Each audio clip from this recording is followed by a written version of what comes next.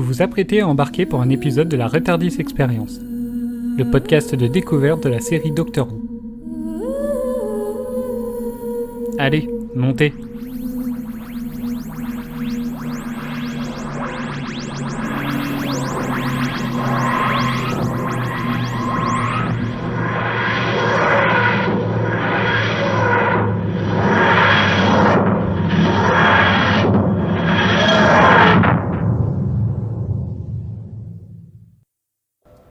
Écartez-vous!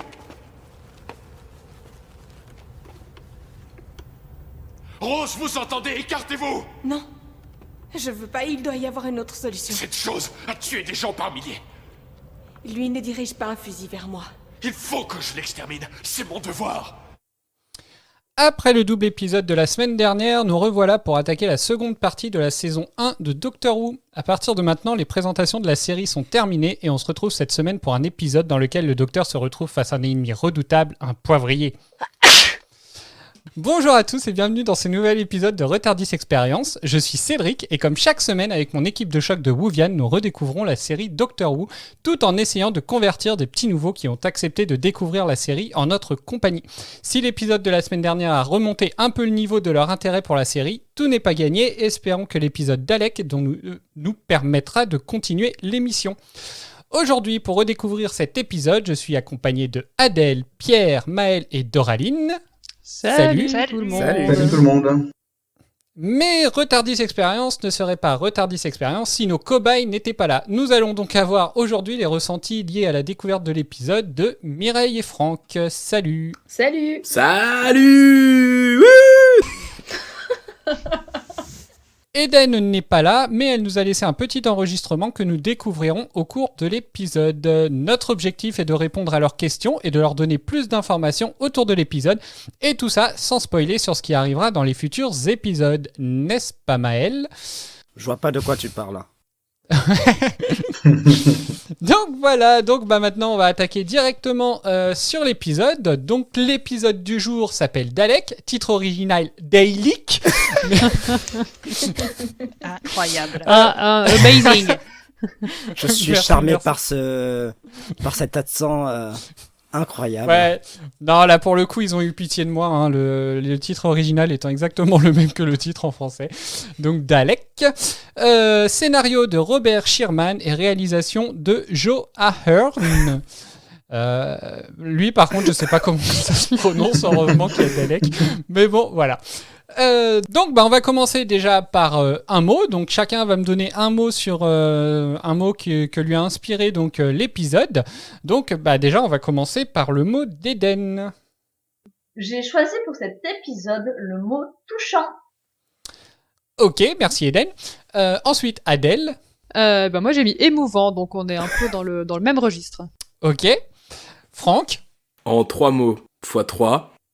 On s'en bat les couilles, on s'en bat les couilles, on s'en bat les couilles. C'est ça ton mot ? Non, mais bon, après il y avait surprenant, extraordinaire, profond, j'en avais plusieurs, tu vois. Ah, bon c'est déjà ça. Ok. Mireille. Moi j'ai mis avancement. Ok. Doraline. Frustrant. Ah bon. Ouais. Maël. C'est comme Eden, touchant. Ok. Et Pierre. Moi, c'était sombre. Sombre. Ok. D'accord. On va passer au résumé.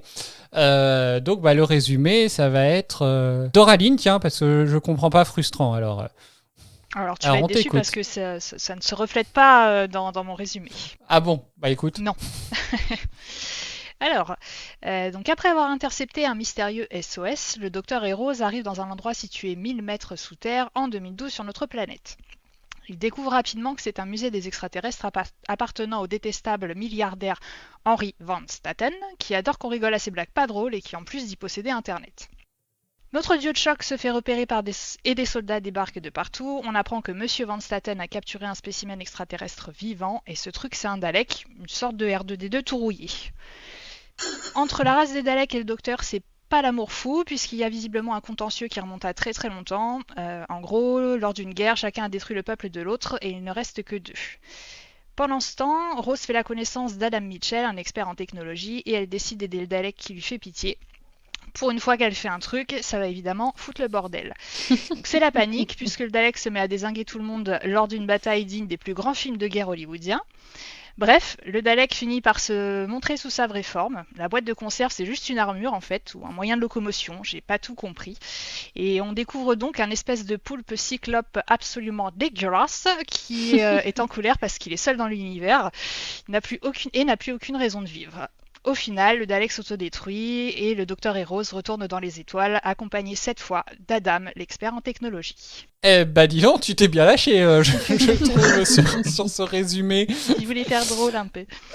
Bah, c'est pas mal C'était réussi. incroyable. C'est réussi. Voilà. C'est réussi du coup, ouais. Est-ce que quelqu'un a quelque chose à rajouter sur ce résumé?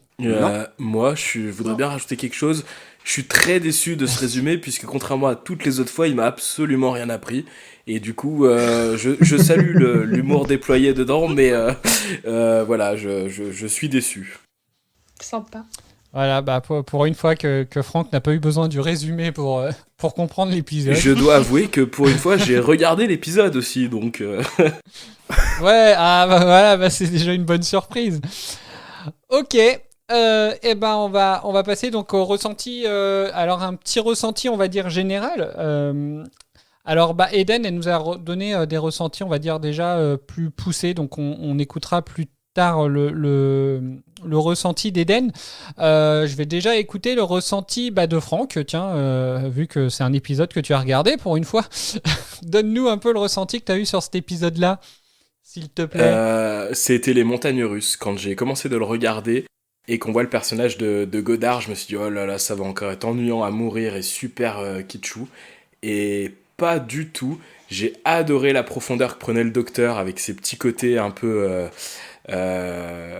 comment je pourrais dire, ces petits côtés un peu destructeurs envers toute une race entière. J'étais là, mais what? Et pareil pour Rose qui a pris un peu de profondeur. C'était super agréable à voir. Ok, bah super. Et Mireille? Moi, c'est un épisode que j'ai bien aimé également. Du coup, j'ai mis le mot avancement parce que pareil, là, je trouve qu'on rentre vraiment dans l'histoire du Docteur. On en apprend vraiment plus sur lui, sur son histoire, sur ce qu'il a pu vivre, etc. Enfin, avant, c'était un petit peu comme dans Le Petit Pousset, des petits indices comme ci, comme ça. Et là, j'ai vraiment l'impression qu'on a eu vraiment plein d'éléments là-dessus. Donc, j'ai trouvé ça super intéressant et j'ai bien aimé l'épisode aussi dans sa globalité. Ah bah c'est bien, donc tout ça, moi ça me fait plaisir. Et vous alors, qu'est-ce que ça vous a fait de le revoir? Bah tiens, Adèle. Moi, comme toujours, je l'ai revu sans m'en souvenir du tout. Quoi que si, le petit passage sur le musée, ça m'a rappelé quelques souvenirs, mais j'ai pas grand-chose à rajouter d'autre. C'est vraiment comme Franck et Mireille. J'ai trouvé l'épisode vraiment top, et j'ai trouvé qu'il changeait un peu de ce qu'on avait pu voir jusque-là, parce que comme disait Franck, il est plus bouleversant l'épisode. Je trouve qu'il est vraiment plus profond en fait que ce qu'on a pu voir depuis le début. C'est vrai. Pierre? Oui, je vais rebondir en disant que je suis d'accord avec ce qu'Adèle vient de dire. C'est vrai que le Docteur et Rose prenaient en profondeur. Encore une fois, ils sont pas beaucoup ensemble pendant l'épisode. Ils sont un peu chacun de leur côté. Rose avec le scientifique et puis le Docteur plus avec les Daleks et avec Van Staten. Mais au final, je pense que ça apporte à l'épisode qu'ils soient un peu chacun de leur côté et qu'ils veuillent se retrouver à la fin. Ok.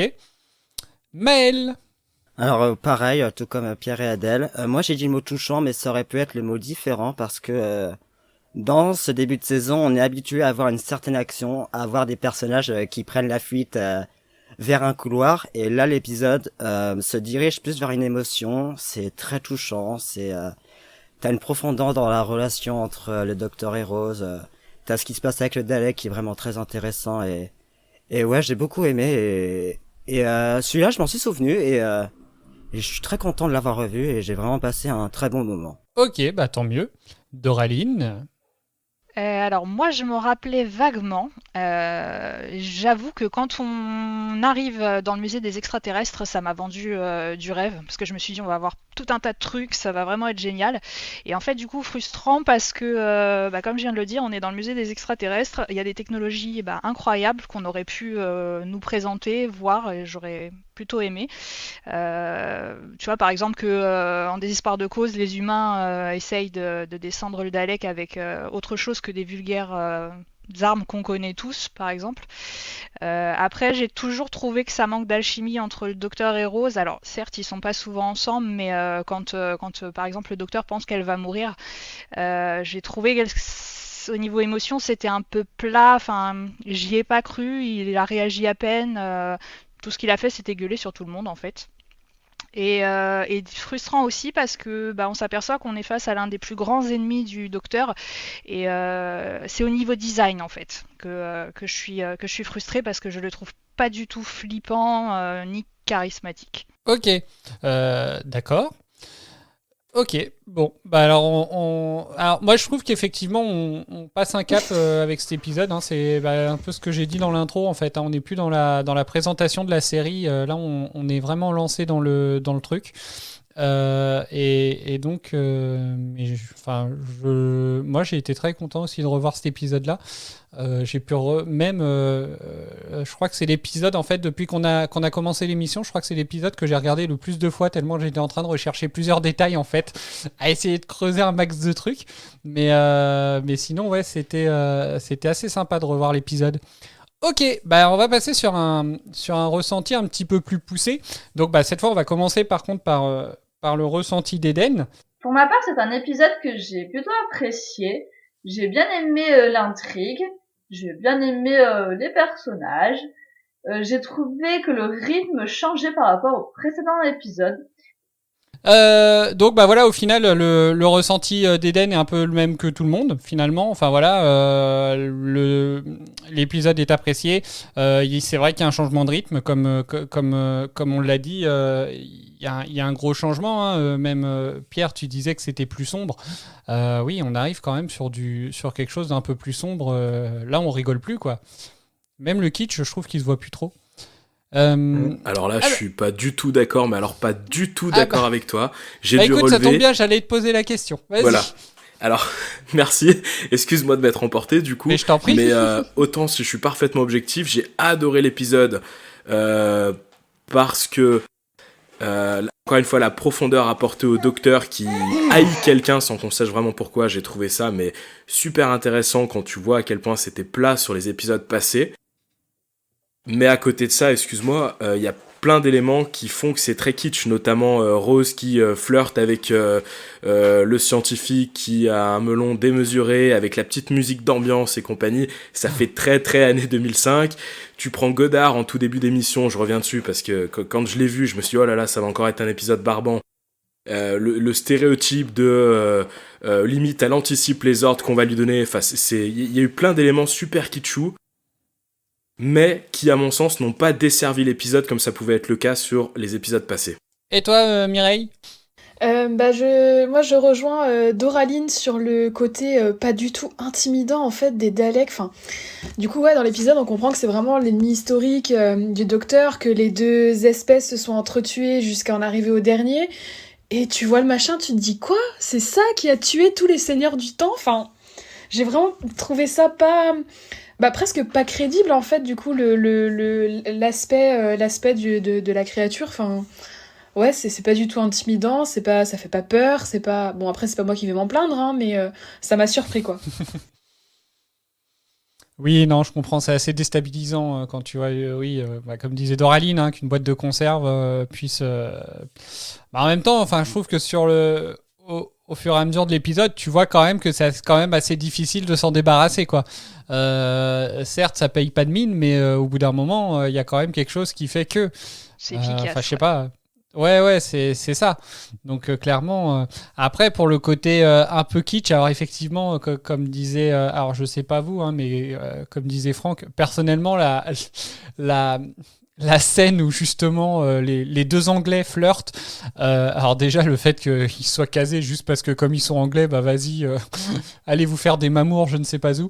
Alors déjà je trouvais ça tellement horrible comme scène et tellement malaisante, mal jouée. Enfin voilà, personnellement j'ai détesté la scène. Hein. Elle était elle était complètement inutile, quoi, en plus. Essayer de trouver...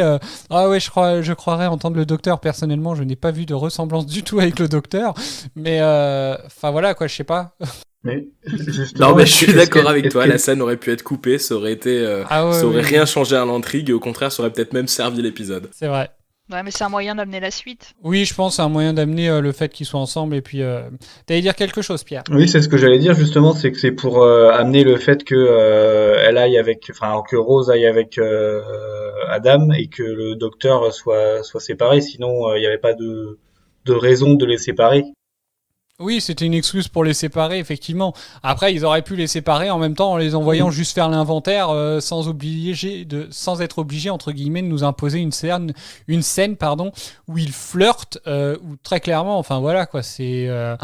Ouais, Rose, mais en même temps, ça colle bien, tu vois. Une nana, un mec, tous les deux jeunes, le mec brillant, la nana un peu... bah, je suis désolé, mais quand tu la regardes, t'as l'impression qu'elle est pas trop fut-fut. Bon, bah voilà, hein, c'est très kitschou, quoi.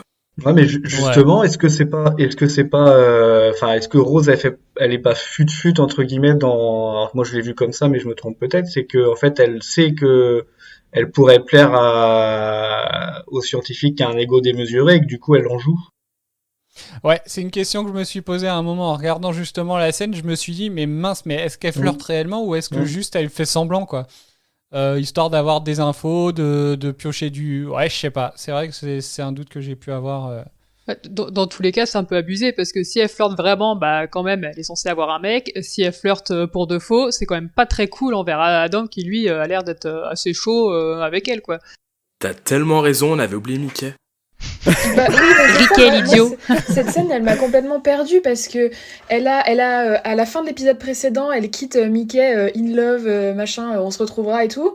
Là, au début de l'épisode, elle flirte avec l'anglais, ok. Et à la fin de l'épisode, quand le docteur la croit morte, là, ça échappe que il l'aime et que, enfin, ça m'a complètement perdu tous ces love interest là, tout ça en un seul épisode. Enfin, moi, j'étais larguée complètement, quoi. C'est un épisode de Saint-Valentin. Juste une petite question. Vous l'avez compris comment que le docteur aime Rose? Plutôt comme dans une relation un peu intime ou plutôt dans une relation type frère-sœur ou copain-copine au sens ami, quoi? Moi, je l'ai pris au sens amitié. Moi, je l'ai pris pour de Pareil. l'amour. Moi, plutôt dans le sens amitié, dans le sens où il aime sa compagnie, il aime partir à l'aventure avec elle, et je pense que si jamais Rose était pas là, ça serait pas la même chose. Hein. Alors, excuse-moi, Mireille, j'ai pas entendu, toi, ta réponse. Moi, je l'ai pris pour de l'amour. Bah, moi, personnellement, je sais pas. Je trouve que c'est... Enfin, moi, je pense que ce passage-là, il est clairement là pour semer le doute. Pour... justement, pour que les gens se posent la question. Après... Moi, je vois pas l'amour. Après, enfin, bon, j'ai du mal à voir l'amitié aussi. Je trouve que c'est un peu. Enfin, je trouve que de toute façon, la relation qu'ils ont, enfin, qu'ils jouent en tout cas, c'est vraiment quelque chose de, comment dire, un peu, qui porte à confusion, quoi. On sait pas forcément. Ils jouent un petit peu sur l'ambiguïté. Voilà, l'ambiguïté, cherchez Bah, le mot. justement, moi, je vois pas forcément l'amour non plus, mais depuis le début de la série et du coup depuis le début du podcast, on dit souvent on voit que les choses sont forcées en fait à l'écran entre les acteurs, entre Rose et le docteur, qu'il n'y a pas d'alchimie, etc., mais qu'il y a quand même quelque chose qui essaye de s'installer, même si c'est pas forcément un succès. Du coup, moi, ayant ça en tête, je me dis, bah là, ça y est, ils installent vraiment un truc d'amour entre les deux, et c'est pour ça que j'ai déduit voilà, qu'il l'aimait et que c'était vraiment un love interest, quoi. D'accord. Non, bah, ça, après, effectivement, hein, ça se tient aussi. Mais ouais, moi, c'est un truc que j'ai pas forcément décelé. Ok, est-ce que vous avez quelque chose à rajouter déjà à ce niveau-là? Non. Donc on va écouter si, la... Attends, je veux juste peut-être reposer une... Désolé, j'ai plein de questions. Poser une question à Doraline et Mireille, où vous pensez que les Daleks ressemblent plus à des boîtes de conserve, qui sont pas très effrayants, etc.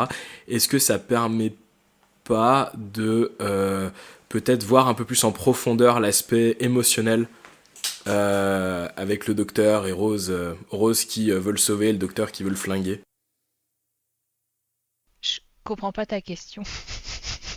Moi non plus. On s'en bat les couilles. Merci. Non mais ce que je veux dire, c'est que j'ai eu la même réaction que vous. Je me suis dit, mais c'est dégueulasse visuellement, ça ressemble à rien, ça fait pas peur, etc. Et en même temps, tu te dis, est-ce qu'au final, c'est pas fait exprès? Parce que pour être aussi naze, est-ce que c'est pas une volonté scénaristique de gâcher un petit peu le personnage qui fait peur pour mettre en lumière les émotions et les ressentis des personnages principaux? Si c'est le cas, je pense pas que c'était nécessaire, en tout cas, parce que, enfin, il y a plein d'autres exemples dont j'en ai aucun qui me vient en tête, mais plein d'autres exemples où le méchant est flippant et pour autant on peut voir la profondeur des personnages. Donc, je sais pas si c'est le cas, si c'est fait exprès, mais en tout cas, je pense pas que c'était nécessaire.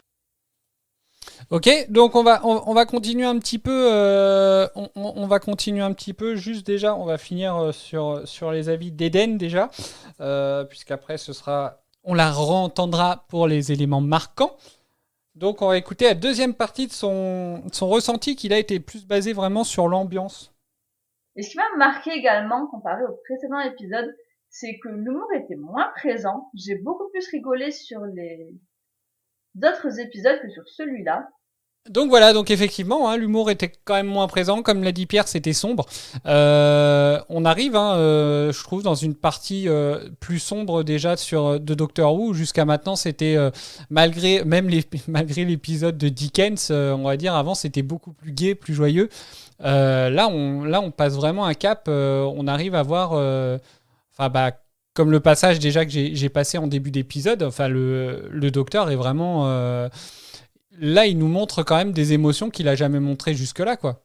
Après, comme d'habitude, elles sont plus ou moins bien jouées.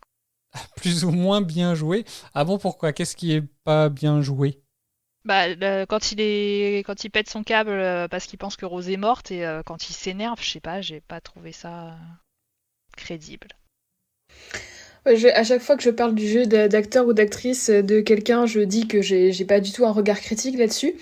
Mais j'adhère vraiment en fait au style de jeu d'Eccleston. Moi au contraire, je le trouve très crédible dans ces scènes-là, particulièrement dans la scène, j'ai plus la scène exacte en tête, mais quand il parle justement de la guerre du temps, des Daleks, etc. Enfin, il y a une sorte de très gros plan là sur son visage et je les trouve vraiment très très crédibles dans cette scène et très très bon.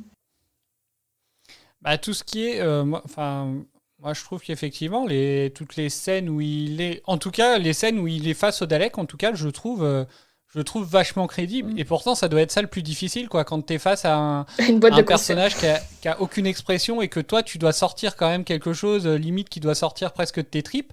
Je trouve que c'est assez balèze, quand même. Peut-être qu'il pensait à son interprétation avec Rose et ça lui faisait mal et du coup il a réussi à transposer ça face au Dalek, ce qui a rendu la scène avec le Dalek crédible. Non mais ça se trouve il parlait vraiment à cœur ouvert à Rose en face en fait. Ils ont remplacé après Rose par un Dalek, mais c'était Rose qui était en face. Vas-y Maël, tu disais. Non mais ce qui est intéressant c'est de voir que tout fonctionne par le regard d'Eccleston. Comment juste avec ce regard quand il voit le Dalek, bah tu vois cette peur, tu vois que ça lui rappelle un mauvais souvenir. Et juste avec cette scène, t'as tout qui est raconté et t'as pas besoin d'en faire plus. Donc moi aussi j'aime beaucoup cette manière de jouer. Après, là où je rejoins quand même Doraline, c'est que toutes les scènes où il joue pas face à Rose parce qu'ils sont pas dans la même pièce, mais toutes les scènes où il interagit avec Rose ou à propos de Rose, je trouve que ça met encore une fois en lumière que le duo ne fonctionne pas du tout. Autant dans cet épisode, les personnages, Rose et le docteur, chacun de leur côté, ça marchait bien pour le docteur, pourquoi pas pour Rose, autant ensemble, je trouve encore que c'est catastrophique. Je suis complètement d'accord, mais encore une fois, on est sur quelque chose où cette relation est forcée, où dans le script, on surligne qu'il doit se passer un truc entre les deux, mais il y a rien du tout, donc encore une fois, c'est forcé et ça met pas en lumière les deux acteurs. Et c'est dommage. Mais après, juste sur le docteur, je trouve qu'on a vraiment une cassure dans cet épisode, puisque jusqu'à maintenant, c'était le mec un peu funky, un peu drôle, qui voyage dans le temps, qui fait des boutades à droite à gauche. Et là, le mec, tu vois qu'il a une rage, une haine envers toute une race, et tu te dis, mais what? Enfin, c'est... Encore une fois, moi, ça m'a mis une baffe de voir le changement qu'il y a eu dans la façon dont j'avais de voir le docteur sur cet épisode. Enfin, en tout cas, ma façon de voir le docteur a drastiquement changé dans cet épisode, et tu te rends compte qu'il a l'air beaucoup plus complexe que ce qu'on nous a montré dans les 4 premiers. Ouais, t'as raison. Ouais. En parlant de complexité, alors moi, il y a un passage que je me suis mis de côté. Alors par contre, il est un peu long, mais je veux vous le passer. Par contre, c'est un épisode, enfin c'est un passage de la fin de l'épisode.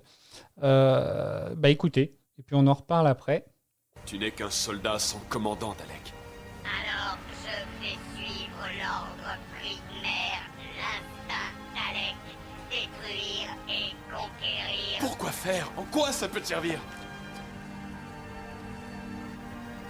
Tu vois qu'il ne reste rien de ce que vous étiez, ni de votre raison de vivre. Alors, que devrais-je faire? Je vais te le dire. Si tu veux un ordre, suis donc celui-là. Donne-toi la mort. Les Daleks doivent survivre. Les Daleks ont été vaincus. Pourquoi ne pas finir le travail en procédant à l'extinction des Daleks? Débarrasse l'univers de ta crasse et donne-nous la joie de devoir crever. Vous auriez fait un bon Dalek. Ce passage-là, je l'ai trouvé assez fort, dans le sens où justement tu parlais de complexité tout à l'heure. Et je trouve que là, on sent une ambivalence justement du docteur entre la négociation. Enfin voilà, il essaye limite d'être un peu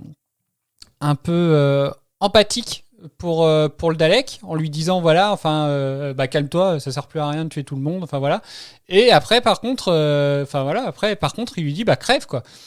Et je trouve que ça montre deux façades du docteur sur une seule scène, et j'ai trouvé ça déjà super bien joué, mais le personnage en lui-même, ça montre effectivement qu'il est beaucoup plus complexe qu'on a pu voir jusqu'à maintenant.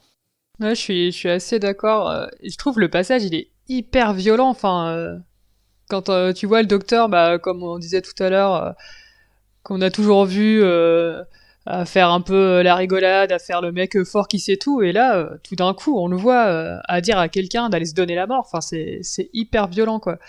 Et moi, ce qui m'a vraiment marqué dans ce passage, c'est quand le Dalek lui dit vous auriez fait un bon Dalek. Et ce que j'avais noté, c'est qu'en fait, dans tout l'épisode, je trouve, on a un espèce de parallèle comme ça qui montre bien en fait que finalement les Daleks et alors les Seigneurs du Temps je sais pas, mais en tout cas le Docteur, ils sont pareils en fait, et ils pensent savoir mieux que tout le monde, savoir ce qu'est la vérité, et ils ont la même violence l'un envers l'autre, et à la fin finalement ils sont tous les deux en train de douter, ils se remettent tous les deux en question, et je trouve ça, c'est pour ça que j'ai utilisé le mot émouvant, mais je trouve ça aussi assez bouleversant en fait, d'avoir ce parallèle entre les deux qui se font tout le temps la guerre, alors qu'au final ils sont un peu pareils.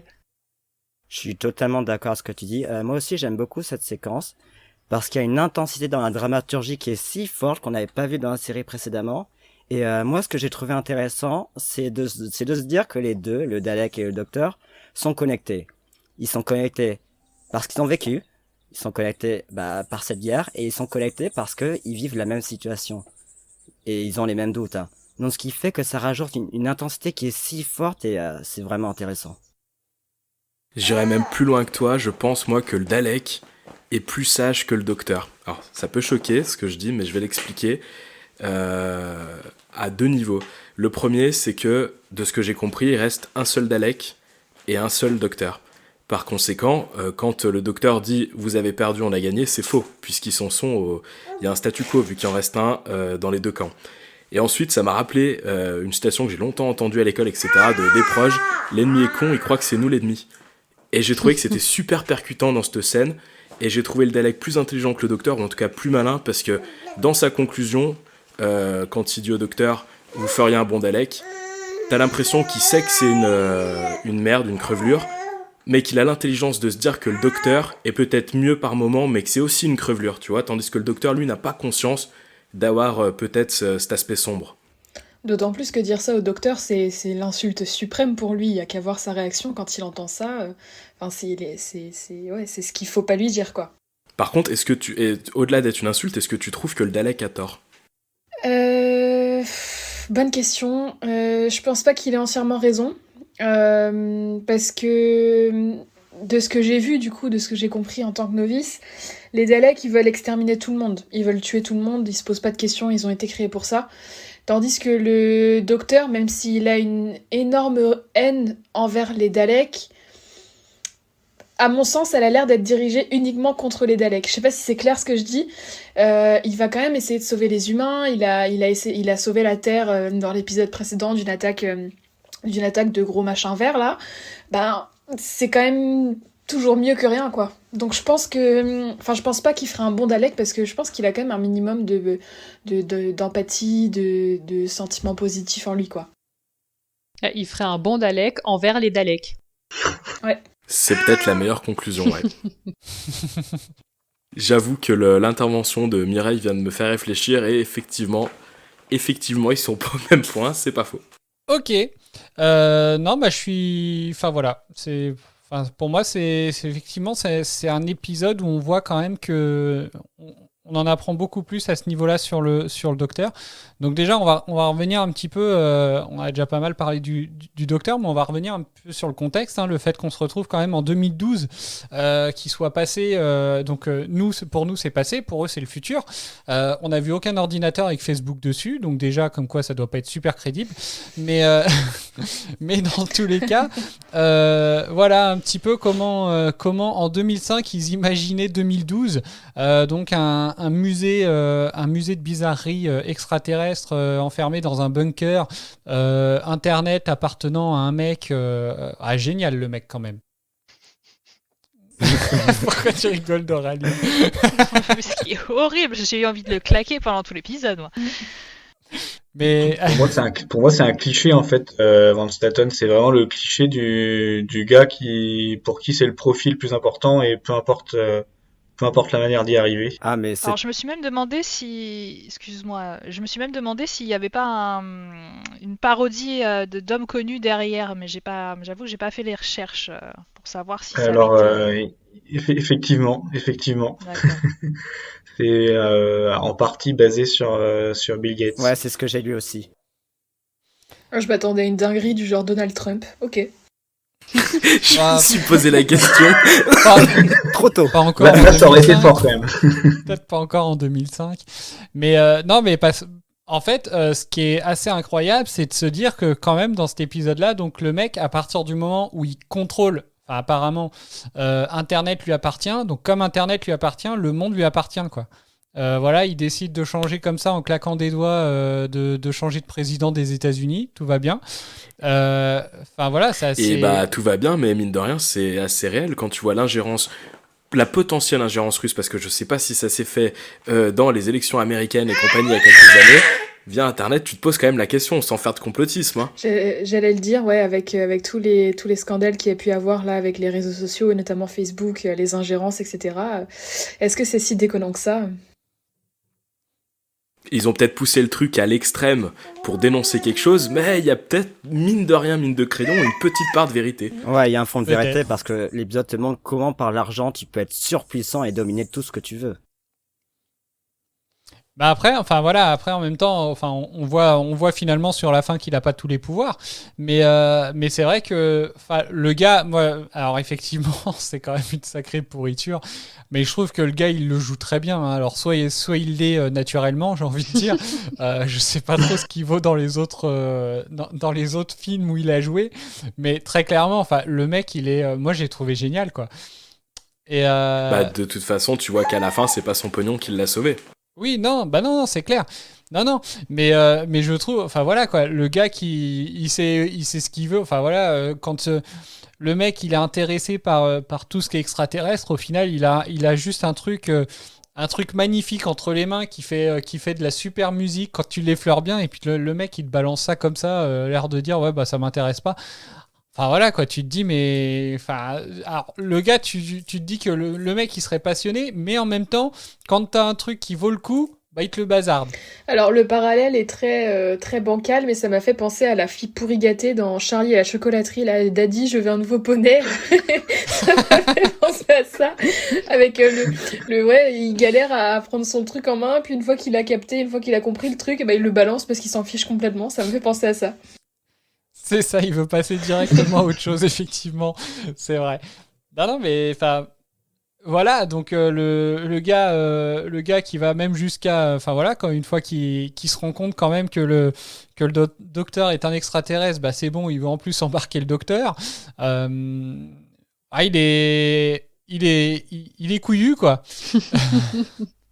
Alors sur ce coup-là, le docteur a quand même pas été très malin. Il arrive dans le musée, le gars se présente comme un collectionneur passionné d'objets extraterrestres.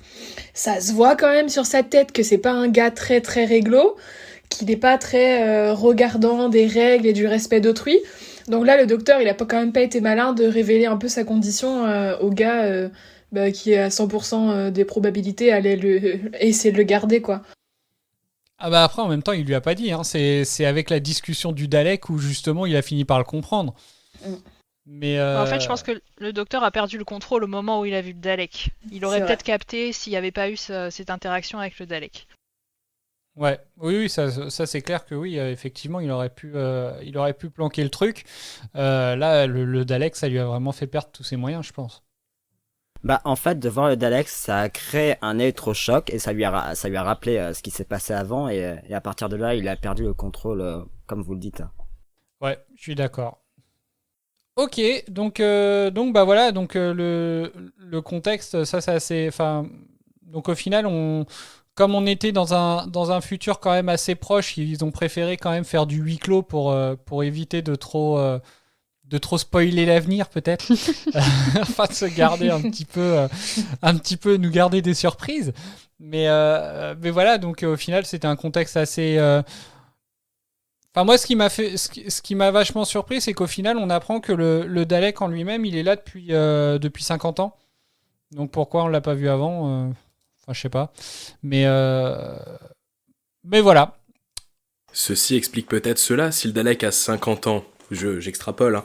Mais peut-être que du coup, ils l'ont conçu comme un truc de science-fiction d'il y a 50 ans. Ça explique pourquoi il ressemble à rien. Non, il est tombé sur Terre il y a 50 ans, je crois, c'est ça, il me semble. Celui-là, ouais. Ouais. Et du coup, après, il était dans des collections privées ou un truc comme ça, donc je pense que c'est pour ça qu'il apparaît que finalement en 2012. Parce qu'ils ont réussi à l'acheter, je crois, c'est ça. Ouais, mais pourquoi il envoie le signal de détresse qu'en 2012 ? Pourquoi il l'a pas fait avant ? Voilà. Oh, parce que le Tardis, il l'avait peut-être pas pécho, c'est tout. Je sais pas.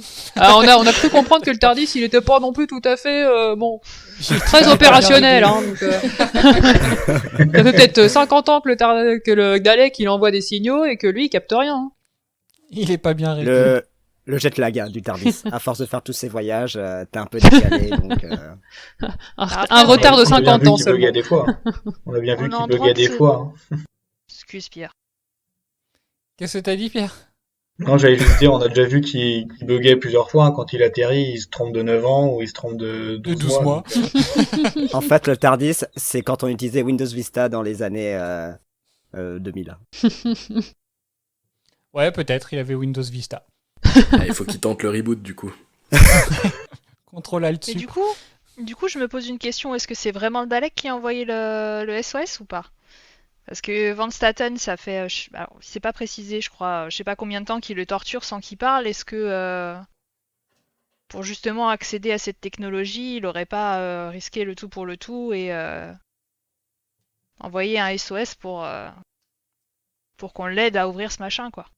Bah moi je pense que moi je pense que c'est le Dalek qui a envoyé un message de détresse. D'ailleurs le docteur lui dit à un moment oh, aidez-moi pauvre chose fragile. Enfin voilà, il lui dit c'est toi qui m'as envoyé un message de détresse quoi. Donc et ça à ce niveau-là le Dalek le contredit pas de toute façon, et comme le dit le docteur, un Dalek c'est honnête entre guillemets, ça ne ment pas. Donc voilà, c'est mauvais mais en tout cas c'est franc. Donc ça.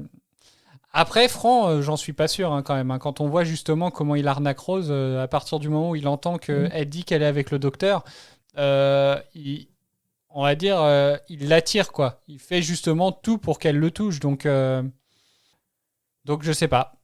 Oui, en même temps, il y a une vraie espèce de relation qui s'installe entre les deux.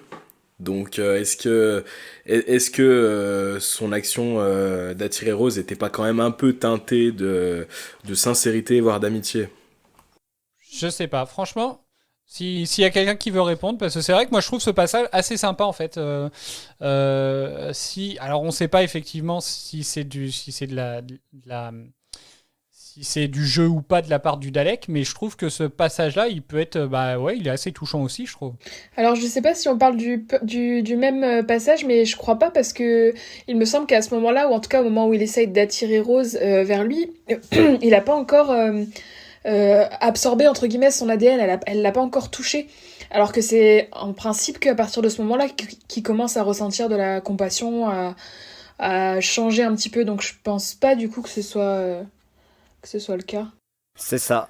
Ah oui, bien vu, c'est expliqué en plus. Je pense qu'avant il ressentait rien, mais à partir du moment où il aspire l'ADN de Rose, il a du coup les émotions de Rose, et donc c'est comme ça qu'il a de la compassion. Mais après, justement, donc est-ce que le passage où au début il dit à Rose je suis malheureux, machin, enfin voilà, tout ce qu'il fait pour apitoyer Rose, est-ce que c'est de la réalité, sachant que pour le docteur, un Dalek ne ment pas, ou est-ce que c'est entre guillemets, une technique de guerre pour attirer l'ennemi, quoi? Puisque à la base, c'est quand même un soldat. Mais alors, est-ce que les Daleks ne peuvent pas ressentir quelque chose pour d'autres Daleks, dans le sens où il dit je suis malheureux parce que tous les Daleks sont morts. Est-ce que, c'est pas finalement parce qu'il ressent que la haine envers les autres, mais est-ce que envers sa propre race, il peut pas ressortir d'autres choses, ce qui expliquerait je suis malheureux, ils sont tous morts, et du coup il était sincère en disant ça, peut-être. Peut-être. C'est possible. Ouais.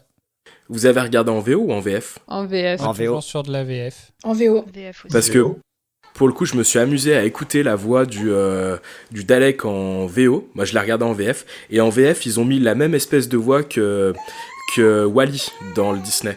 Et du coup, moi, il m'a presque apitoyé rien qu'au son de sa voix. Et quand tu l'écoutes en VO, il a une voix vachement plus grave, vachement plus de soldat robotique. Et du coup, il est moins attendrissant, je trouve. Et est-ce que ça nous a pas un peu... Enfin, en tout cas, moi, ça m'a peut-être un peu biaisé.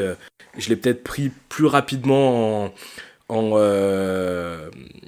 sympathie. Voilà, en sympathie. Merci, Cédric. On a eu l'exemple la semaine dernière que VO, VF pouvaient changer en fait la perception selon le ton employé, etc. Avec l'exemple d'Harriet Jones. On l'a vu que selon si on regarde en anglais ou en français, ça peut être interprété de manière totalement différente. Là, je pense qu'on va l'avoir. Là, on va en profiter pour parler, peut-être commencer à parler des personnages. Donc, on a déjà parlé un peu de Von Staten.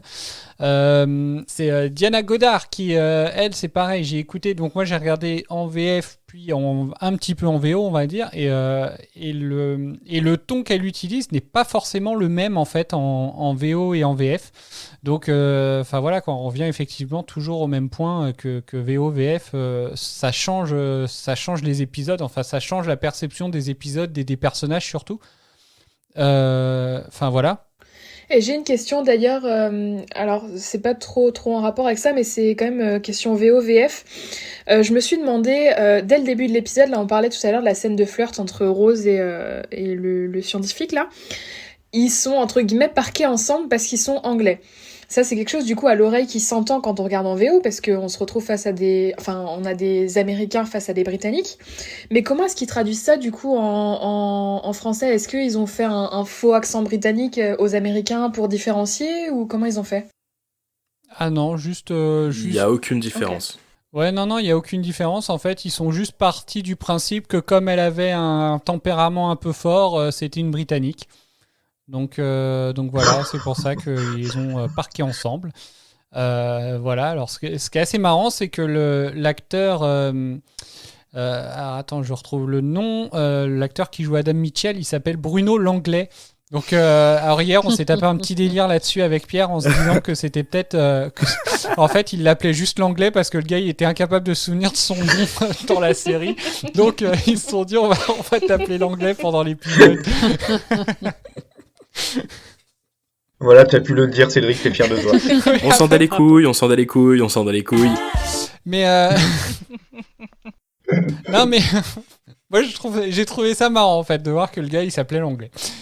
Il y a un truc sur lequel j'ai pas rebondi, c'est qu'au final, en VF, ils appellent les Time Lords les princes du temps. Je précise d'ailleurs que dans les sous-titres de la donc VO sous-titré français, c'est Seigneur du temps, c'est pas Prince du temps. Bah oui, enfin voilà, Lord of the Ring, c'est Seigneur des Anneaux, enfin, je sais pas. Surtout que prince, c'est un autre mot en anglais, je crois. Bah c'est Prince. Prince, ouais. C'est ça, ouais. Bah, c'est encore un souci d'adaptation et de traduction et ça peut fausser un truc très important. Ah bah là c'est quand même enfin là je trouve que c'est carrément de l'insulte là. Tu vas pas me dire que ça a toujours été Time Lord. Enfin je sais pas. Enfin bref c'est. Et est-ce que ça a toujours été Seigneur du temps? Genre depuis, j'en sais rien, depuis les classiques et tout ça. Parce que ça se trouve, j'en sais rien, hein, la VF, elle a peut-être d'abord commencé en mettant Prince du Temps, et les sous-titres, peut-être qu'ils ont été mis à jour, je sais pas, tu vois. Bah, genre quand ils ont décidé que ce sera plutôt Seigneur du Temps et pas Prince du Temps. Bah, je sais pas, vu que Lord, de toute façon, c'est Seigneur, enfin, je sais pas. Mais est-ce que c'est pas une contrainte liée au doublage, puisque Seigneur c'est 2 syllabes et Prince tu peux le faire en quasiment une seule quand t'as un seul mouvement de bouche pour le faire. Ouais, mais là comme là c'était le Dalek qui parlait, il y avait pas trop de mouvement de lèvres en fait. Pas faux. Bien vu. J'ai regardé vite fait Cédric du coup et en fait c'est majoritairement traduit par Seigneur du temps, mais il y a quelques fois où c'est traduit autrement et apparemment c'était déjà le cas dans un épisode de 2005 du début de la série. Où c'était traduit par Roi du Temps. Roi du Temps, carrément. Ah, de pire en pire. Oh là là, même moi je suis meilleur en anglais, pourtant, même si mon accent il est bidon. Moi je sais dire roi, prince et seigneur en anglais. Hein. Non, car entre roi, prince et seigneur, c'est pas la même chose. Bah non, c'est pas du tout la même chose, c'est pas du tout le même terme, enfin voilà, donc c'est juste que, enfin effectivement, les doubleurs ont été, enfin ceux qui ont traduit, les traducteurs ont pas été super doués, quoi, ils ont dû prendre une classe de CP ou j'en sais rien. Bref. Bah, en fait, non seulement c'est mal traduit, mais c'est aussi mal adapté. Ouais, non, mais je suis d'accord. Enfin bref, donc on va revenir sur les personnages. Donc Franck, il me semble que tu avais pas mal de choses à dire sur justement Diana Goddard. Alors attends, laisse-moi juste reprendre mes notes, puisqu'effectivement je l'ai bien assaisonné. Et donc dans mes notes, pour vous donner l'ampleur de à quel point elle a pu me gaver d'entrée de jeu dans l'épisode, j'ai marqué Goddard, la rousse du début qui ressemble à Monica Gastambide dans La Casa de Papel, pour faire un lien, joue extrêmement mal. Qui est donc Stockholm. Dans la Casa Pardon ? C'est Stockholm dans la saga. Ouais, c'est ça, exactement, ouais, Stockholm.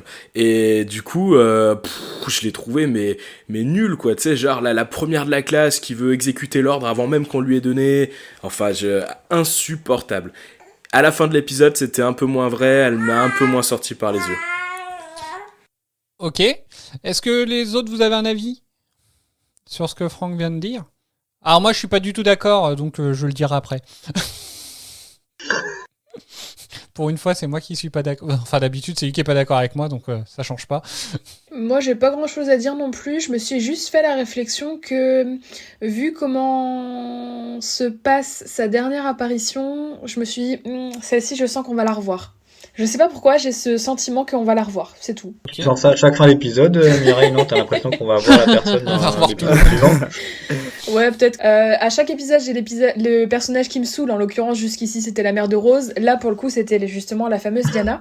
Mais vraiment, ouais, à la fin de l'épisode, je me suis dit, celle-ci, je sens qu'on va la revoir, vu qu'elle reprend un peu l'empire du gars. L'empire du gars et tout. Je me suis dit, je sais pas, ouais, je pense qu'il y a moyen qu'on la revoie. Ok. Pierre, Adèle.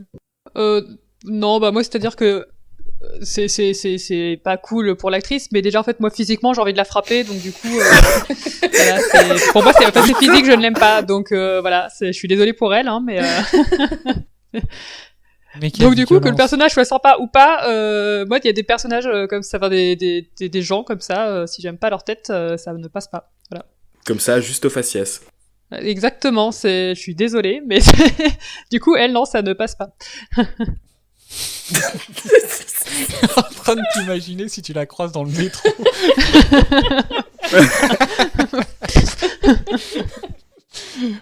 Ok.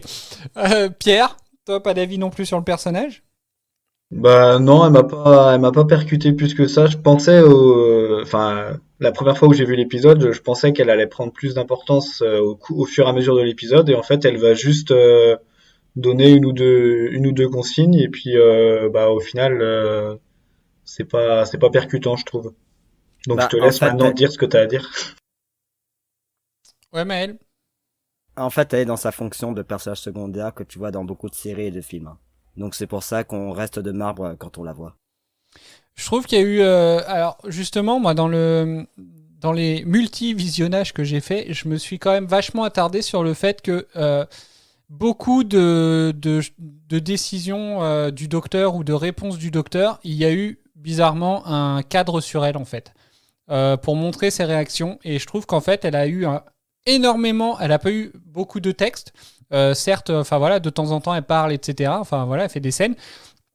Mais je trouve que la plupart de son jeu, en fait, c'est fait vachement sur le regard et sur le visage. Et en fait, juste ces expressions, ils ont montré dès le début, je pense, qu'elle était contre Von Staten.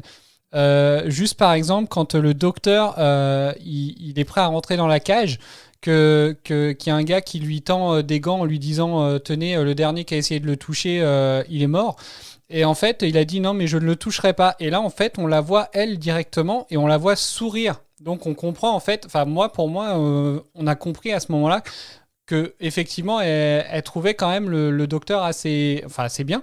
Et sur tout le long de l'épisode, en fait, j'ai trouvé qu'il y a eu ces mouvements en fait de caméra sur elle où c'était soit tu lisais son approbation, soit tu lisais sa tristesse, par exemple. C'était au moment où le docteur il devait décider s'il devait appuyer sur rentrer ou pas.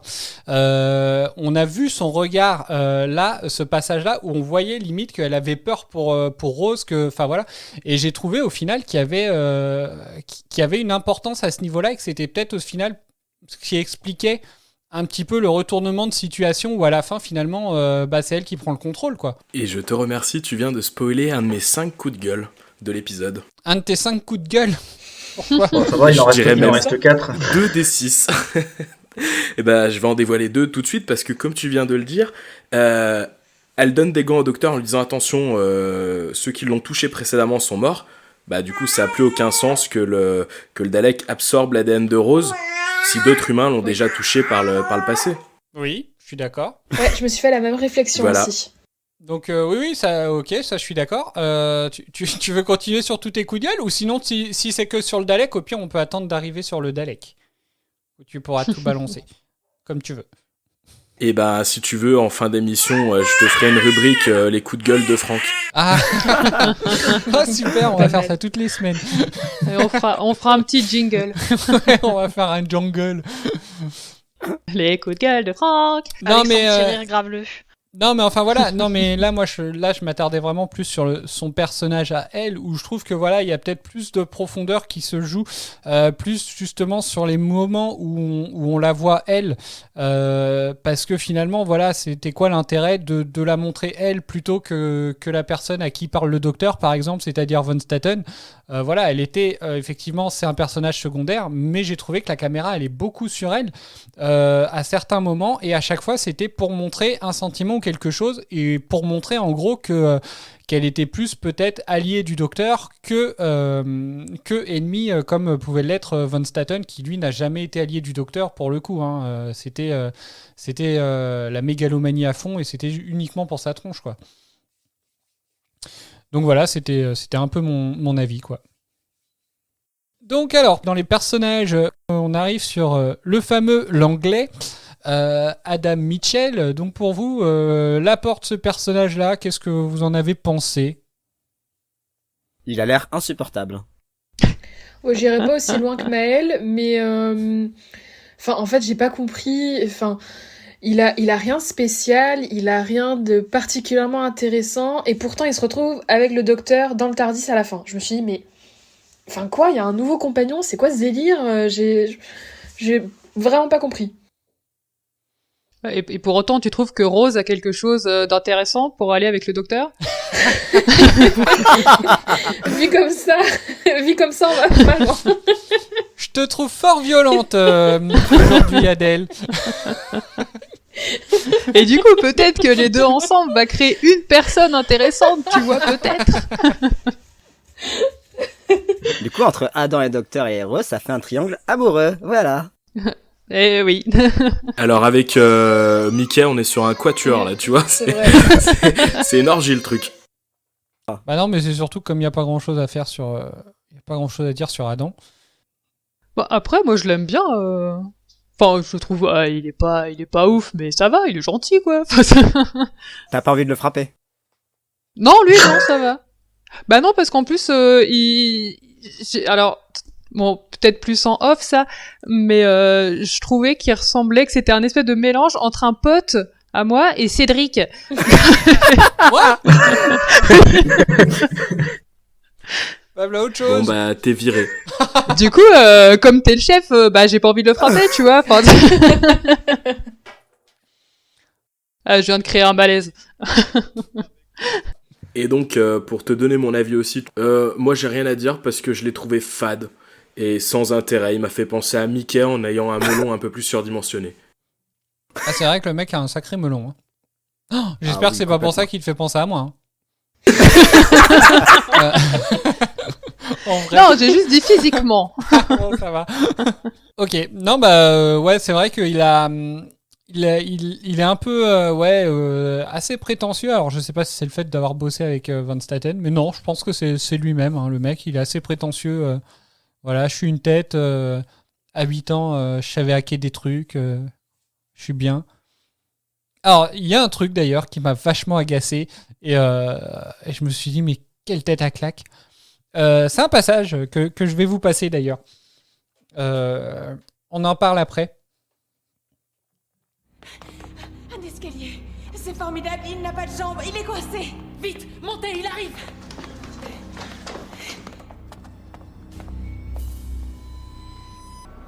La grande machine de mort extraterrestre, tenue en échec par un simple escalier.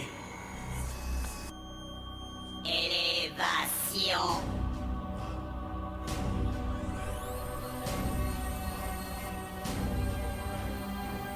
Oh mon Dieu, non. Bon alors forcément le passage a été un peu recoupé parce que c'était super long sinon. Mais bon alors déjà le mec il est quand même assez couillu pour provoquer pour provoquer le Dalek. Alors ça m'a fait penser, ça m'a fait poser une question quand même. Alors là ce sera pas uniquement sur Adam Mitchell mais sur tout le monde en général. C'est quand même la deuxième fois de l'épisode où il se retrouve à un endroit où il pourrait se barrer. Mais non, il préfère rester à faire des commentaires sur ce que fait le docteur. J'allais le dire, ça c'est typiquement le genre de truc qui me rend folle. Mais pourquoi vous courez pas aussi vite que vous pouvez? Pourquoi vous restez là à attendre de voir s'il peut vous rattraper? Vous êtes débile ou quoi? Ça m'énerve. C'est exactement pareil. Surtout que si c'était bien enfui comme il fallait, elle aurait pu passer la porte 42, 46, je sais plus combien là, et il y aurait pas eu de problème. Non mais sachant que Dalek avance à 2 à l'heure, ils avaient le temps Yel avait le temps de s'échapper. Ah, mais c'est pas propre à Doctor Who, tu vois ça dans beaucoup de films et beaucoup de séries, hein, finalement. Oui, bien sûr. Oui, non, mais là, c'est... Enfin, voilà, il y a au moins 2 scènes où ça se passe comme ça dans cet épisode-là. T'as juste envie de te dire au bout d'un moment, mais je sais pas, la première fois devrait au moins leur servir de leçon. Mais non, même pas, quoi. Enfin, je sais pas, moi, c'est des passages qui me rendent fou, quoi. Je suis d'accord. Oui, tout à fait. Et puis du coup, ça m'amène à une petite anecdote où en fait c'est donc Sherman qui avait écrit l'épisode. C'est sa petite amie qui lui a dit qu'elle trouvait idiot que chez les Daleks ils ne puissent pas monter les escaliers. Et du coup, il a corrigé le script pour pouvoir corriger ces préjugés là. Ah bon, parce qu'avant ils pouvaient pas. Eh écoute, avant ils ne pouvaient pas monter les escaliers et puis ils ne pouvaient pas faire un tour complet sur eux-mêmes. D'accord. Bon, bah voilà, en plus, donc il a eu un update en plus. C'est Tout ça en t'as une étant mise à touché jour. par Rose. J'ai cru que t'allais sortir un truc du style, c'est la petite amie du scénariste qui s'est fait poursuivre par un Dalek.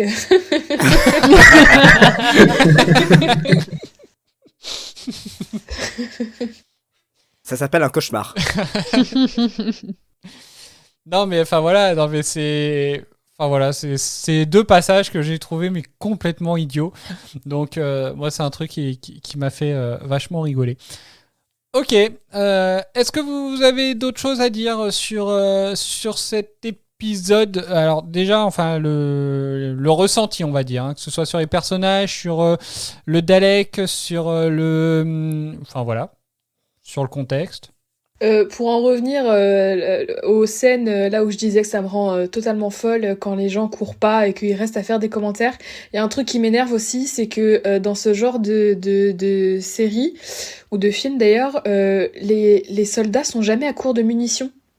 C'est illimité. Chargeur infini. Ah ouais. C'est vrai. Tu sais, ils ont fait les codes sur PlayStation dans Tomb Raider, là où il faut tourner 3 fois autour de toi, faire 2 pas en avant, 2 pas en arrière, pour avoir les munitions illimitées. BBAA, gauche droite, tu sais. C'est ça. Et faire un saut en arrière, et si tu ratais, tu explosais. C'était dur hein, quand même. Hein. Ouais. D'ailleurs, en parlant de soldats, ils sont quand même beaucoup dans ce bunker, donc je sais pas où ils logent, comment ils mangent, comment ils sont payés, mais ils sont quand même beaucoup. Ah, moi, ce qui m'a tué sur la fin, c'est quand même de savoir finalement, il y avait même des avocats, des comptables, enfin, n'importe quoi, quoi. Enfin, qu'est-ce que ces gens-là viennent bosser dans un bunker, quoi, j'ai envie de dire. Oh, ils sont sûrement très bien payés. Hein. Ah bah, assez pour, en tout cas, prendre le risque de devoir prendre un flingue pour aller se faire flinguer par un Dalek. Non, mais c'est... Le télétravail n'était pas encore obligatoire. Ouais, non, mais quand même. Enfin, je sais pas. Ouais, c'est vrai, ils étaient en 2012 encore. C'était loin. Mais non, mais c'est assez fou. Et en même temps, enfin voilà, quoi. À un moment où le docteur, il lui dit comment faire pour tuer le Dalek. Ouais, non, bah c'est bon, je sais comment me débarrasser d'une boîte de conserve. Bah, mec, voilà, quoi. Mais bon, enfin voilà. Donc, bah, je suis d'accord. Mais bon. Bah on va écouter donc bah si vous n'avez plus rien à dire sur l'épisode, on va passer aux éléments marquants. Donc on va passer aux éléments marquants d'Eden qui nous en a laissé 2. La première chose qui m'a marqué dans cet épisode, c'est tout ce que le docteur raconte par rapport à la guerre du temps.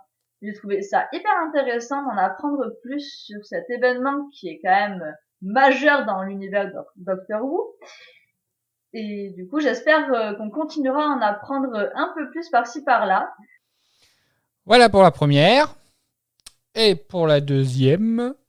Le deuxième passage qui m'a marqué, c'est la fin de l'épisode, quand Adam rejoint le docteur et Rose. Et du coup, je suis très curieuse de voir ce que ça va donner, de voir comment va évoluer les relations entre les personnages, que ce soit la relation entre Adam et Rose, que ce soit entre le docteur et Rose, comment le fait d'avoir une troisième personne dans leur équipe va changer leur relation. Et du coup, je suis vraiment impatiente de voir ça. Je suis aussi très curieuse de voir ce que Adam va apporter à cette équipe, de voir un petit peu comment va être construit ce personnage qu'on connaît peu, du coup, maintenant. Et voilà. Et voilà. Est-ce que vous avez des éléments marquants? Alors je sais pas si c'est vraiment un élément marquant ou pas, mais j'ai remarqué et je me suis félicitée de remarquer parce que c'est pas quelque chose que je vois d'habitude, mais j'ai l'impression que la façon de filmer dans cet épisode était différente des épisodes précédents, dans le sens où on avait beaucoup plus de gros plans, mais vraiment de très très gros plans sur les visages des personnages, et c'est quelque chose que j'avais pas remarqué avant, donc j'ai l'impression que c'est spécifique à cet épisode, si quelqu'un peut l'expliquer ou pas. Bah, pour moi, c'est comme on est sur un épisode qui est plus centré sur les émotions des personnages, ça permet d'appuyer ces émotions et voir ce qu'ils ressentent. Vu qu'avant, tu te concentrais plus sur de l'action. Ok. Donc au final, c'était pas déconnant ce que j'ai dit sur Diana Goddard, où justement je constatais pas mal de jeux de regard et de visage finalement. Parce que, enfin voilà, alors moi j'ai pas eu cette impression effectivement qu'il y avait une grosse différence à ce niveau-là. Mais maintenant que tu le dis, ouais, effectivement, il y a des plus gros plans sur les ressentis, sur les expressions faciales et tout. Donc ouais, ça effectivement. Ça doit être accentué aussi par le fait qu'on est en huis clos, quoi. Tu peux pas faire d'images de gros plans, de grands plans extérieurs, de paysages ou de choses comme ça, quoi. T'es à chaque fois dans des petites pièces. Oui, c'est vrai aussi, oui. Je dis pas que c'est que ça, hein, mais je suis tout à fait d'accord avec ce que vous avez dit avant, par contre. Franck, est-ce que tu as des éléments marquants ? Oui, du coup, j'ai mis deux choses dans mes notes. Une qui m'a fait mourir de rire, on y reviendra juste après, et une autre qui était beaucoup plus profonde. C'est un passage que tu as diffusé tout à l'heure, c'est quand le Dalek sort, vous auriez fait un bon Dalek, et je me suis répondu à moi-même, oui, tellement que c'était pertinent et percutant ce qu'avait dit le Dalek à ce moment-là. Et la deuxième scène qui m'a marqué parce qu'elle m'a fait éclater de rire parce que je me suis amusé à la sortir de son contexte. Est-ce que tu veux que je la passe ? Vas-y, vas-y, fais-toi plaisir. Allez, je la passe. C'est bien parce que c'est toi. Matériel, génétique, extrapolé, lancement, reconstruction, cellulaire.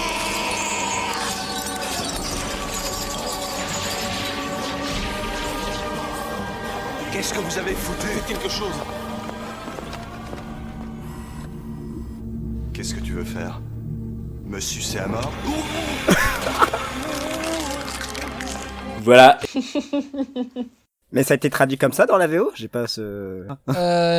Si, en VO, c'est dit exactement de la même façon. En fait, j'ai vérifié tout à l'heure justement pour voir si c'était encore la VF qui était à l'image de l'épisode précédent, qui était complètement parti perverse. en sucette, tu veux dire ? C'est le cas de le dire, mais... mais voilà, donc non, en VO, il dit bien exactement la même chose. Et pourtant, les sous-titres, eux, par contre, ils disent pas ça, ils disent aspirer. Donc, ce qui serait éventuellement moins douteux, mais ok. Voilà. Enfin voilà, du coup, ça m'a vraiment fait mourir de rire. Quand je l'ai entendu, je me suis dit mais non.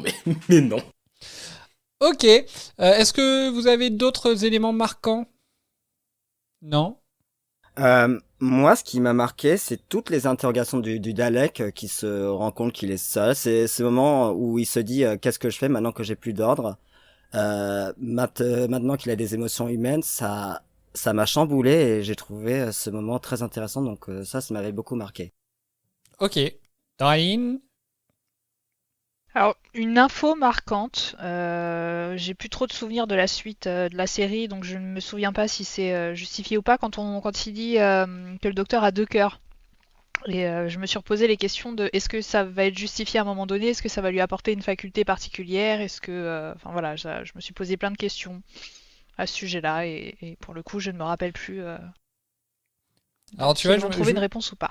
Je me souvenais même plus que c'était dans cet épisode-là qu'on l'apprenait. Je pensais même qu'on l'avait appris déjà plus tôt que c'était que le Seigneur du Temps avait deux cœurs. Ok, Pierre. Non, bah moi il y a une scène qui à chaque fois, alors je me souviens toujours de cette scène-là, même quand je ne vois pas l'épisode, c'est quand Rose arrive avec le Dalek, alors je sais pas si c'est au sous-sol, mais dans l'entrepôt. Et qu'il y a l'échange après justement entre le Dalek et le Docteur. Je sais pas pourquoi cette scène, j'ai l'image en tête quand je pense à cet épisode-là tout le temps. D'accord, l'épisode, enfin, c'est le passage que j'ai passé en début d'émission un peu. Enfin, c'est à ce moment-là. Ok. Ouais, c'est ça. Ouais, c'est celui-là qui me reste. Je sais pas pourquoi. Je saurais pas l'expliquer, mais c'est vraiment celui-là qui me marque. Quand il prend le soleil, tel un œuf dans une poêle. Ok. Ouais, et puis tout ce qui se passe après cette scène, c'est poignant aussi. C'est un peu le climax de l'épisode en fait. Hein. Complètement. Ouais. C'est vrai, effectivement. Ok. Donc, je crois qu'on a fait le tour. Adèle, pour toi, pas de... Ok. Franck, je pense que si tu veux sortir tes coups de gueule, c'est au moment des éléments marquants que tu peux le faire. Si t'as envie d'y aller. Sauf si c'est un coup de gueule pas marquant. Badoum. Bah, logiquement, s'il a des coups de gueule sur le sujet, c'est que c'est des scènes qui l'ont marqué. Ouais, alors attends. Il est en train de reprendre ses notes. Non, je m'installe correctement, je prends mes notes, etc. Il prend le fusil. En fait, je pense que ça va devenir récurrent puisque j'ai décidé maintenant de soulever tous les points qui me chagrinent pour lancer le débat ou au moins les extérioriser parce qu'il y a des choses qui m'énervent.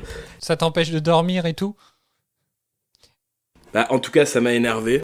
Bon. Alors, Et par donc- contre, on Alors, s'occupe que de cet épisode-là. Hein.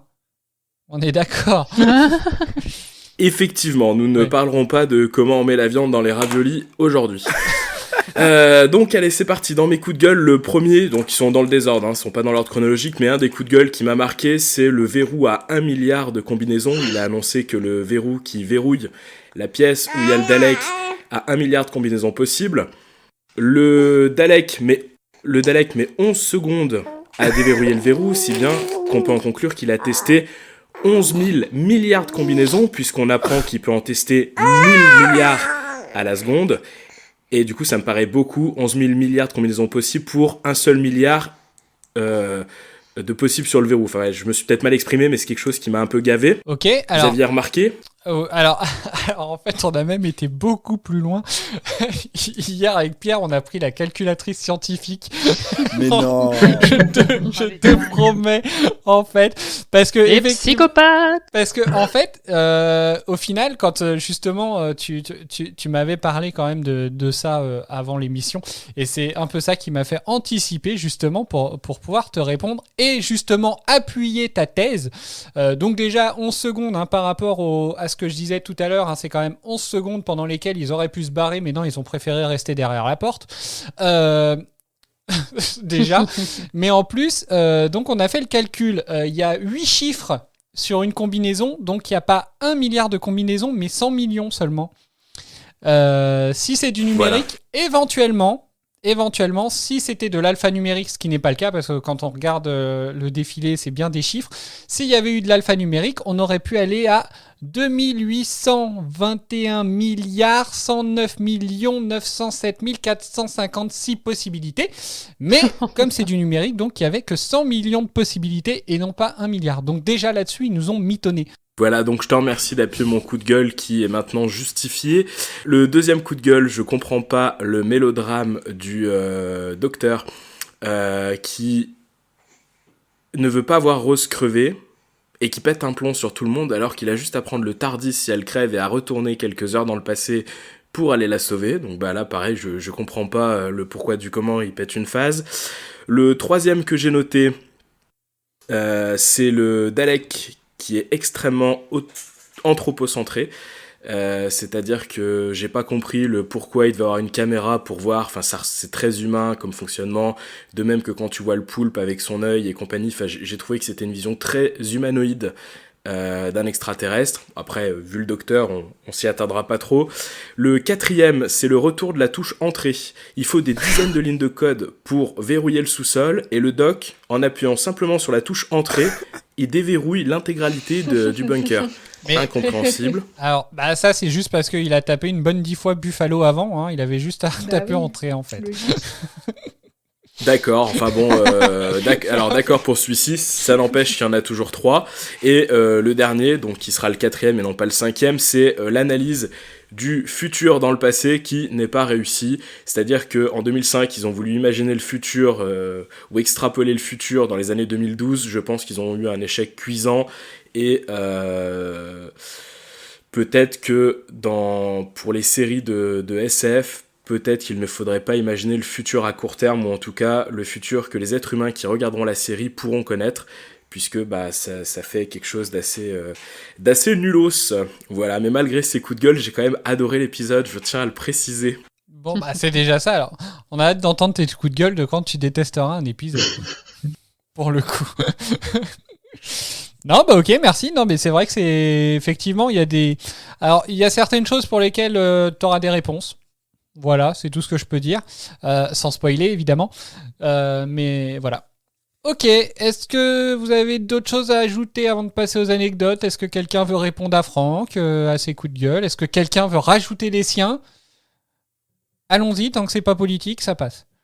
Bah, non, mais sur l'histoire de prendre le Tardis pour récupérer Rose. Alors je sais plus comment ça fonctionne, mais je pense pas que ce soit techniquement possible que Rose puisse, enfin que le Docteur puisse recroiser une ligne du temps où il était vraiment présent à quelques pas. Alors j'ai l'impression qu'on arrive sur l'éternelle question philosophique parce que effectivement moi l'impression que j'ai eue c'est que tu peux pas te recroiser toi-même et tu peux pas du coup te sauver toi-même ou sauver quelque chose dont tu avais déjà connaissance, mais c'est une question qui est tellement philosophique et compliquée parce que si tu prends l'exemple d'Harry Potter par exemple, tu utilises un retournant de temps, là t'as surtout pas intérêt à te croiser toi-même parce que tu peux totalement influencer ce que tu as fait 2-3 heures plus tôt. Donc c'est tellement compliqué comme question que j'avoue que perso je cherche pas trop à savoir parce que sinon c'est un coup à se perdre complètement dans un raisonnement complètement bancal quoi. Personne d'autre? Ok, donc voilà, donc les éléments marquants, c'est fait. Le coup de gueule de Franck, c'est fait. Donc maintenant, on va passer aux anecdotes.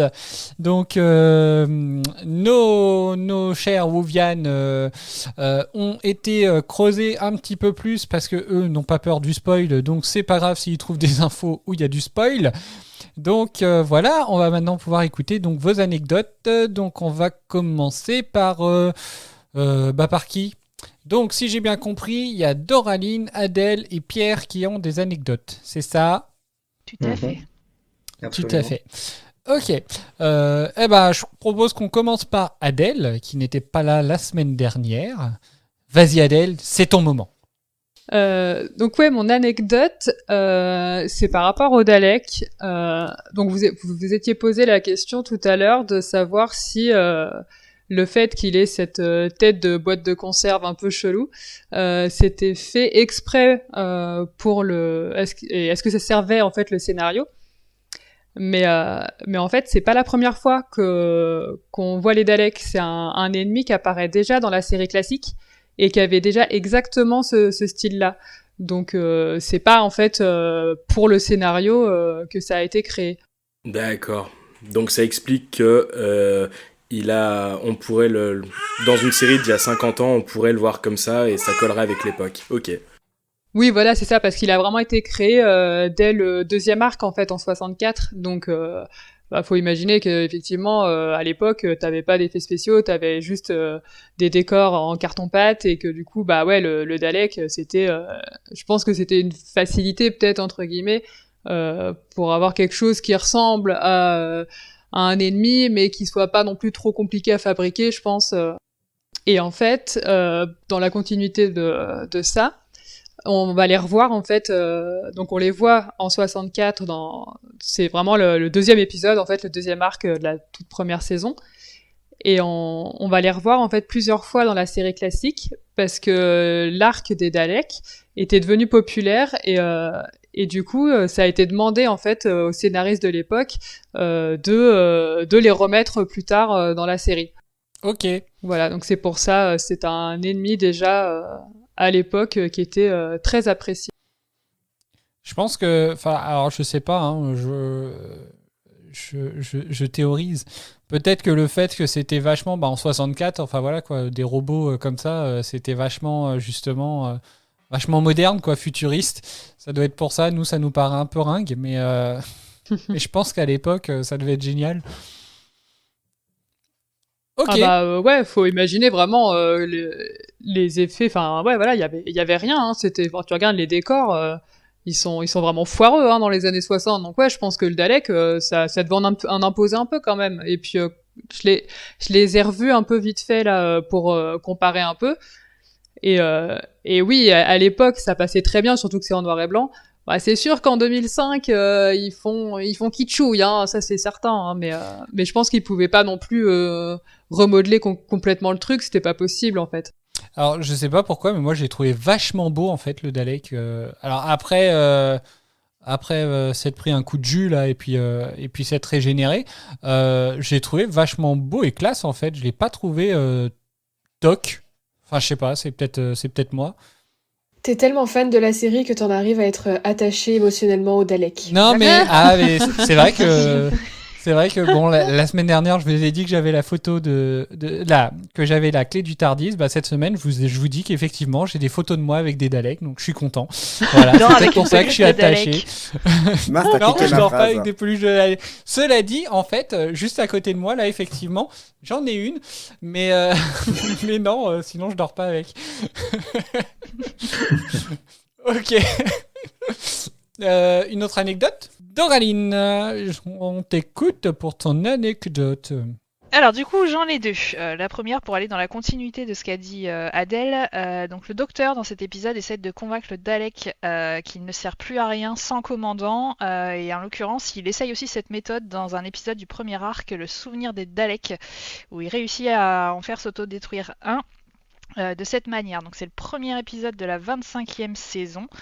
Et pour la petite info, dans cet épisode, donc, le docteur atterrit avec son compagnon à Londres en 1963 et tombe sur une guerre civile entre Daleks. Ok. Voilà pour la première. Et la deuxième, à 1 minute 42, aviez-vous remarqué qu'on voit un œuf de xénomorphe de la série Alien? Ah bah, j'ai jamais regardé Alien. Au moment où les soldats arrivent non et se plus. positionnent devant le Tardis, je vous enverrai la photo, je l'ai prise, on le voit derrière à gauche. Ok. Bon, bah, Vous j'ai voulez la jamais photo regardé Alien.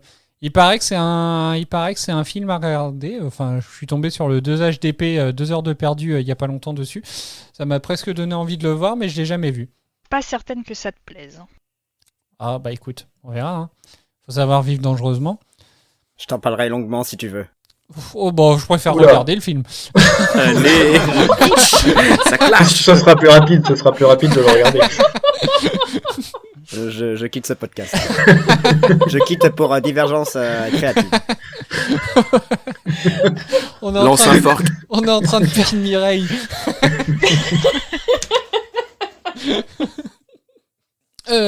Donc, bah maintenant, on va écouter les anecdotes de Pierre. Oui, alors moi aussi j'ai deux anecdotes. J'en ai une qui peut aller avec ce que Adèle disait tout à l'heure, c'est que en fait dans un épisode, donc il y a une série en parallèle de Doctor Who qui parlait de la série qui s'appelait Doctor Who Confidential. Et en fait il y a eu deux versions du script qui ont été écrites parce que au départ ils étaient pas sûrs de pouvoir utiliser les Daleks dans la nouvelle série.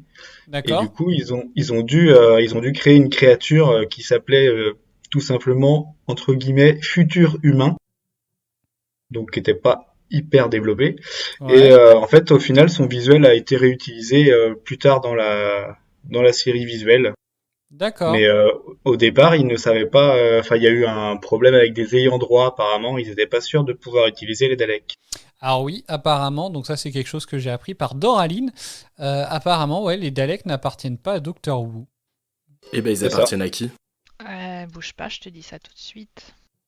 Ils appartiennent aux héritiers de Terry Nation. Ouais, c'est ça. D'accord, bah dis donc.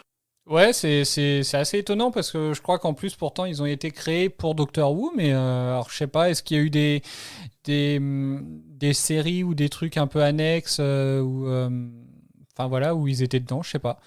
Mais c'est vrai que c'est assez étonnant. Et une autre?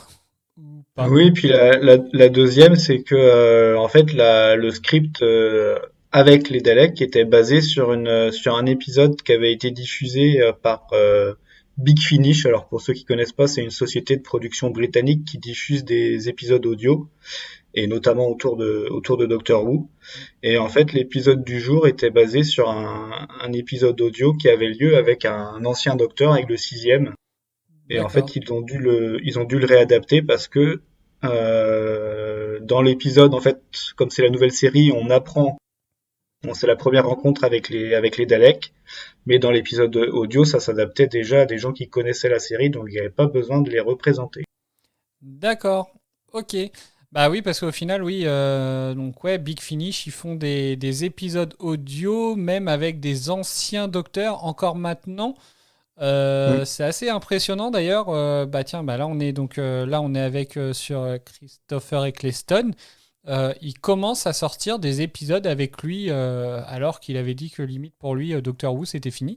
Mais il ressort des épisodes audio, donc en fait ça permet vraiment de de un peu resituer quelques aventures qu'ils auraient passées et des aventures dont ils peuvent parler actuellement, entre guillemets, comme par exemple dans un des épisodes où il parlait de la chute de Troie ou de la 5e guerre mondiale. Enfin voilà, ça pourrait par exemple être des épisodes qu'on entendrait en audio, quoi. Et ça, je trouve ça assez génial. Bon, c'est que de l'anglais et comme tout le monde connaît mon anglais, je préfère pas écouter personnellement. Mais voilà, quoi. Si c'est écoutable, tu Pourquoi le mettras dans la description. Bien. Oui, je vais essayer de trouver le lien que je mettrai en description, ouais. Bah, je crois que c'est tout au niveau des anecdotes. Bah, maintenant, je vais me retourner vers nos petits nouveaux et puis savoir un petit peu dans quel est... Donc là, c'est plutôt positif, je trouve. Et puis, c'est vrai je pense qu'on a vraiment passé un tournant après la difficulté de l'épisode 3. On s'est un petit peu relancé avec l'épisode de la semaine dernière, enfin, le double épisode de la semaine dernière. Là, c'était quand même vachement plus positif, j'espère. Donc, je suppose que vous êtes quand même dans un état d'esprit un petit peu plus positif pour la suite. Ouais, moi je suis dans un... Enfin, comme je le dis chaque semaine, de toute façon, j'attendrai de voir Tenante. Mais même là, j'ai bien aimé l'épisode, je l'ai trouvé sympa. Après, j'ai juste un petit point de vigilance où on a parlé pendant l'épisode, là, pendant l'émission, on disait que c'était une sorte de tournant et qu'on partait sur une partie un peu plus sombre. J'espère que ce sera pas trop sombre quand même, parce que je tiens à cet humour qu'on pouvait retrouver dans les précédents épisodes. Donc j'espère qu'on continuera quand même de trouver des petites pointes comme ça, des petites blagues, des petits trucs comme ça au long des prochains épisodes, et qu'on va pas partir sur quelque chose de trop sombre, quoi. Alors attention, j'ai dit qu'on arrivait sur un épisode un peu sombre et qu'on avait un tournant dans la série. C'est pas tout n'est pas forcément. C'est pas parce que il y a le tournant que c'est pas. En fait, le tournant, c'est pas de passer dans le sombre. C'est qu'on est passé quand même dans un. Pour moi, on est passé vraiment. On a dépassé le stade de la présentation de la série où voilà les précédents épisodes, on a vraiment dit que c'était plus la présentation de la série, l'installation des personnages, montrer un petit peu les possibilités qu'avait la série. Voilà, c'est ce tournant-là qu'on a passé. Et effectivement, le premier épisode de ce tournant-là est un peu sombre. Après, ça n'annonce pas non plus que des épisodes sombres sur la suite. Hein. Ok. Voilà. En fait, il n'y a pas de point de rupture entre ces deux parties et tu retrouveras toujours cet humour qui fait partie de l'ADN de la série de toute façon. Oui, ça c'est clair. Et toi, Franck ? Eh ben, je pense que je suis un peu dans le même mood que Mireille. C'est-à-dire, j'ai hâte de voir le prochain parce que cet épisode m'a beaucoup emballé. Enfin, j'étais bien content de le voir et il était bien cool à regarder. Et du coup, là, j'ai une grosse attente du prochain. Donc, j'espère que ce sera pas un épisode de merde parce que je serai d'autant plus déçu que j'en attends énormément. Est-ce que vous avez vu le teaser ou pas ? J'ai pas vu le teaser, mais j'ai lu le synopsis disponible sur TV Time, une application que j'utilise pour traquer les séries. Ok. Et ça me fait un peu peur, si je suis honnête. Ok. Il va y avoir du coup de gueule dans l'air. Et toi, Mireille ? Moi, j'essaie de me souvenir, mais j'arrive pas à me souvenir si je l'ai vu ou pas. Je sais qu'en général, j'évite de les regarder. Ok. Parce que j'aime bien le découvrir vraiment de A à Z et pas avoir vraiment d'idée de où je vais y aller. Mais impossible de me souvenir si je l'ai regardé cette fois ou pas, donc je sais pas du tout. Ok, bon bah alors je vais pas en dire trop pour éviter de spoiler, mais d'accord. Ok, bah pas de souci. Bon bah écoutez, donc je pense qu'on a tout dit. Et voilà, c'est là qu'on se quitte pour aujourd'hui. On se retrouve donc la semaine prochaine pour débriefer le prochain épisode dans lequel le docteur, Rose et Adam débarquent sur un satellite en l'an 200 000. En parlant avec des employés, le docteur découvre que le satellite est hiérarchisé en étages et que les personnes promues ne redescendent jamais. Mais que leur arrive-t-il ? Voilà, donc on se retrouve la semaine prochaine pour en parler. N'oubliez pas que nous sommes présents sur Facebook, Twitter et Instagram. Vous trouverez tous les liens en description. Nous sommes aussi très curieux d'avoir vos propres retours et questions sur les épisodes de la série et on pourra peut-être les partager durant les prochaines émissions. Donc n'hésitez pas à nous les partager. Portez-vous bien et à la semaine prochaine. À la semaine prochaine. Salut. Salut.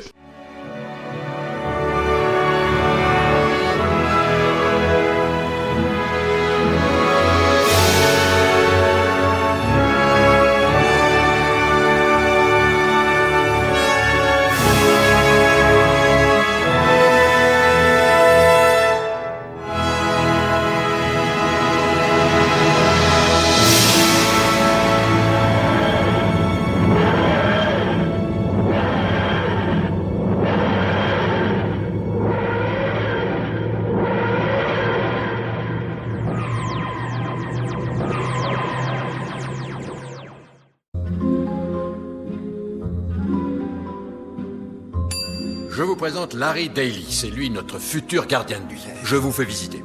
Ici, c'est la salle des miniatures. Ah oui, je m'en souviens de ces petits bonshommes. Ici, à votre gauche, Attila le 1. Consigne numéro 1 à retenir absolument, ne jamais laisser quoi que ce soit entrer ni sortir. Sortir?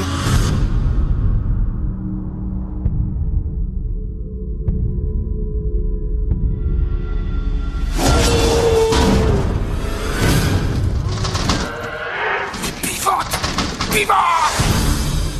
Tout ce qui est dans ce musée s'anime. La nuit.